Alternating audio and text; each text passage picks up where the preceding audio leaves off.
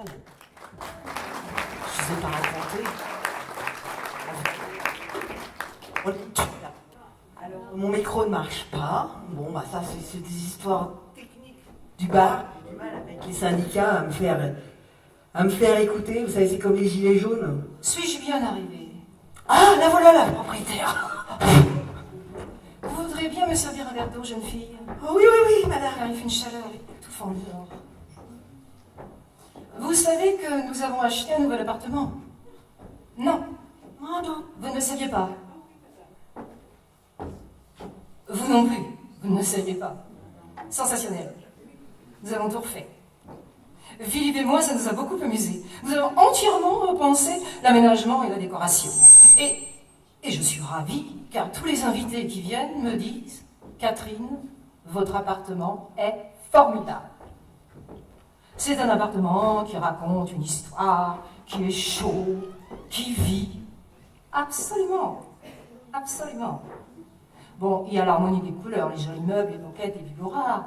Mais ce que tout le monde tout de suite voit, c'est que Philippe et moi, nous sommes un couple qui s'adore, avec des enfants adorables. Car je suis bien obligée de le reconnaître. Détendu, intelligent, équilibré. Et c'est amusant, parce que tout le monde me dit « Catherine, vous êtes une femme d'une humeur extraordinaire. Pour rester avec Philippe et les enfants, vous devez avoir un secret. » Non, je n'ai pas de secret. Je suis moi. Je vis, je sors, je m'intéresse, je me passionne, je prends en compte ce qui est important, et naturellement, je suis dans le coup. Philippe et moi, nous avons fait beaucoup de ski, et énormément de voile, et ce qui m'a permis de rester étonnamment jeune. L'autre soir, les garçons, Damien et Nicolas, trop mignons, m'ont dit « Vous savez, maman, les copains de classe nous ont demandé que c'était la jolie jeune fille qui venait les chercher en voiture de sport. Ils avaient leurs yeux qui brillaient. J'en étais presque gênée. Ils étaient fous de joie. Mais en même temps, c'est tellement plus valorisant pour des garçons d'avoir une maman ravissante. Attendez. Bon, je l'avoue, pendant un certain temps, j'ai eu peur que Delphine soit terriblement jalouse de moi. Ce qu'il fallait faire, c'est qu'elle ne se sente pas trop écrasée. Alors, je l'ai laissé espérer, sans trop insister avec tact, en essayant de lui faire comprendre que peut-être un jour elle serait aussi ravissante. Bon, ça m'agace parfois quand je la vois copier mes gestes, mes attitudes, chipper mes robes, mon maquillage, même mes jeans, la petite chameau.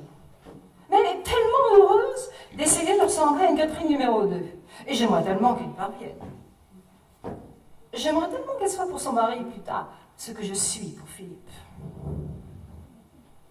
L'année dernière, il est parti pour un voyage très très important aux USA et je l'ai accompagné pendant une semaine. Et là-bas, nous avons vu des choses et des gens passionnants. Et à notre retour, Philippe m'a dit « Tu sais, Catherine, tu peux être très fière de toi, car là-bas, tu représentes un peu la France. Absolument, absolument. » Et je suis d'accord. Une Française à l'étranger n'a pas le droit et ne peut se permettre d'être médiocre. En tout cas, moi, je ne pourrais pas. Et il ne s'agit pas seulement d'allure ou d'élégance. Il s'agit aussi d'une certaine dimension intérieure. L'autre soir, en dansant avec Patrice, un ami de Philippe, une très très grosse fortune, Patrice m'a dit « Vous savez, Catherine, ce qui est de plus fascinant chez vous, c'est la lumière de votre sourire.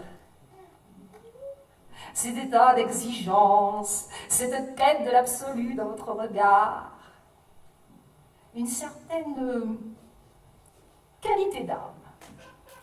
Absolument, absolument. » Et j'ai beaucoup aimé que Patrice, qui est follement amoureux de moi, ait ainsi pu déshabiller mon âme. Il a compris à quel point ses propos, si justes soient-ils, me gênaient. Alors il m'a serré très fort. Il n'a plus prononcé un mot. Il a prié de me taire. Car, à un certain niveau de communication, il n'y a plus de place que pour le contact et le silence.